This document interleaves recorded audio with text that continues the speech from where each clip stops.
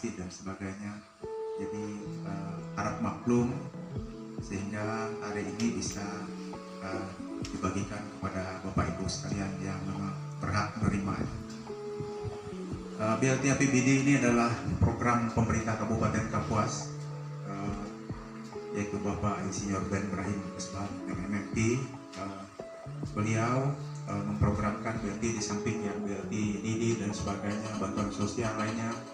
Beliau juga mengucurkan anggaran dari APBD untuk membantu Bapak Ibu sekalian yang memang sangat memerlukan untuk meringankan beban akibat dari pandemi COVID-19 ini.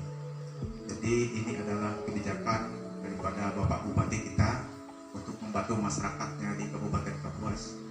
Jadi kita perlu mendukung penuh kebijakan-kebijakan beliau dan arahan-arahan yang disampaikan oleh beliau. Kami berharap panjang lebar. Yang pertama, agar penyaluran BLT ini dapat berjalan dengan baik dan lancar. Jadi peran Bapak Ibu sekalian sangat kami harapkan mendukung seluruh aparatur desa, Bapak Kepala Desa. Jadi mari kita sukseskan program ini dengan aman, damai di tempat kita ini. Jangan sampai ada hal-hal yang merusak keamanan, ketertiban, maupun kedamaian kita di desa. Jadi kami berharap peran Bapak Ibu sekalian juga harus aktif dalam kegiatan ini. Bantuan APBD ini, BLT APBD ini tidak ada potongan Bapak Ibu sekalian. Jadi sesuai dengan anggaran yang ada, ya itulah yang diterima, tidak ada potongan dari desa maupun dari kecamatan. Kalau ada orang yang mengatakan lain sebagainya, itu tidak benar. Jadi terus terang Bapak Kades kita ini pulang pergi ke Kapuas mengurus ini berkali-kali. Jadi saya sangat mengapresiasi desa ini yang dipimpin oleh Pak Kades dalam rangka penyaluran BLT APBD ini. Yang berikutnya, BLT ini sesuai dengan daftar yang ada, kami berharap dapat diberikan kepada yang bersangkutan tepat sasaran. Jangan sampai nanti yang dapat orang tuanya, tapi yang menerima anak, nanti anaknya begitu terima uang langsung beli apa, jadi kurang bermanfaat. Jadi saya berharap BLT APBD ini dapat bermanfaat untuk membantu perekonomian warga sekalian. Dalam kesempatan ini juga saya ingin memperkenalkan teman-teman dari Trantip. Jadi mereka ada 5 orang. Mereka ini nanti akan kita tugaskan ke desa-desa dalam rangka pendataan segala sesuatu yang berhubungan dengan perizinan. Jadi saya berharap dari dengan Pak Kades dan jajaran masyarakat yang kreatif, jika mereka ini nanti kami tugaskan ke desa, tolong bantu mereka untuk mendata perizinan dan sebagainya yang ada di desa ini, sehingga ketika kami diminta data dari kabupaten, kami sudah siap, sudah ada baik di desa maupun di kecamatan. Nah, syukur-syukur dalam pendataan nanti misalnya tentang perizinan pembangunan tempat sarang burung walet. Jadi syukur kalau misalnya ada yang masyarakat, ya memang kami berharap itu suatu kewajiban sebagai peraturan daerah untuk membayar restribusi EMB-nya. Tidak bisa sekali, ya 2 kali. Yang penting Bapak Ibu membangun sesuai dengan aturan yang ada, sehingga tidak ada hal-hal yang bertentangan dengan peraturan yang ada. Jadi kami berharap kesadaran kita semua dalam rangka memenuhi kewajiban kita, misalnya ya membangun tempat burung walet, sarang walet sesuai dengan peraturan daerah bahwa kita harus mengurus EMD. Jadi ya bagaimanapun ya, karena itu adalah suatu peraturan daerah, itu kan dibuat oleh DPR Kabupaten Kapuas beserta dengan pemerintah daerah.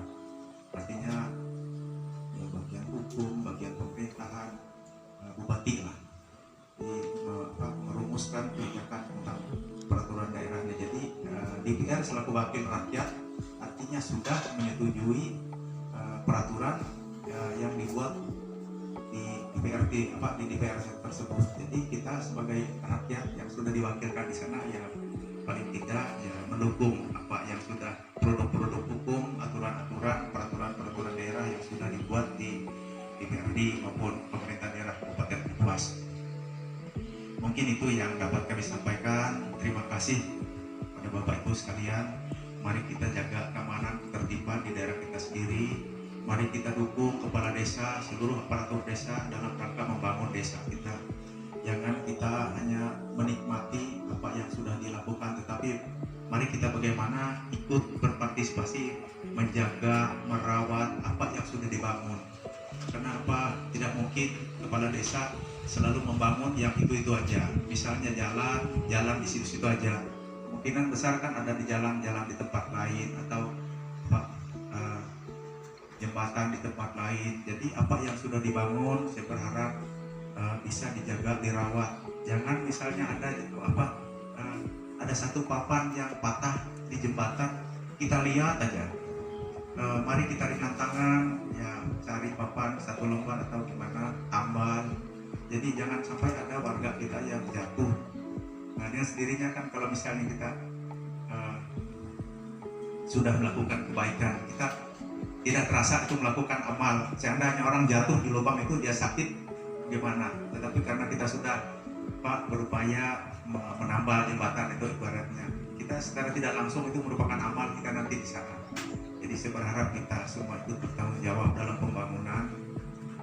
Begitu juga saya berharap dengan Bapak Kepala Desa serta seluruh perangkat dalam rangka perencanaan pembangunan di desa, utamakan kualitas bukan kuantitas. Misalnya kita harus jalan ini 1 kilometer, tetapi nanti kualitasnya kurang. Nah, supaya kualitasnya lebih bagus ya tidak kurangi kuantitasnya, jumlahnya jadi 750 meter misalnya, tetapi kualitas jalan ini bagus sehingga tahun depan kita tidak lagi mengulang-ulang membuat jalan yang sama, sehingga tidak kelihatan ada kemajuan. Dan begitu juga dengan data aset, Pak. Saya berharap kepada semua aparat desa, bantu kepala desa dengan tugas dan fungsi masing-masing sesuai dengan aturan yang ada, sesuai dengan tugas fungsinya. Nah, misalnya KAUR ini tugas ini, upayakan bisa berfungsi dengan baik. Aset-aset desa yang ada supaya dicatat dan didata, supaya tidak ketika kita diminta laporan kita tidak bingung. Tahun ini kita sudah bangun jembatan sebanyak 10 buah dengan anggaran 100 juta rupiah, terletak di ini ada datanya. Tahun kemarin kita sudah bangun jalan 1 kilometer dengan lebar 4 meter, panjang sekian, ketinggian sekian, dananya sekian, ada datanya. Jadi supaya itu tertib data. Nah, saya berharap KAUR di desa ini berfungsi dan baik. Semua pekerjaan harus dilaksanakan. Kenapa? Kalau kita tidak pernah melaksanakan apa yang menjadi tanggung jawab kita tidak tahu bagaimana cara melaksanakannya. Ketika salah, kita tidak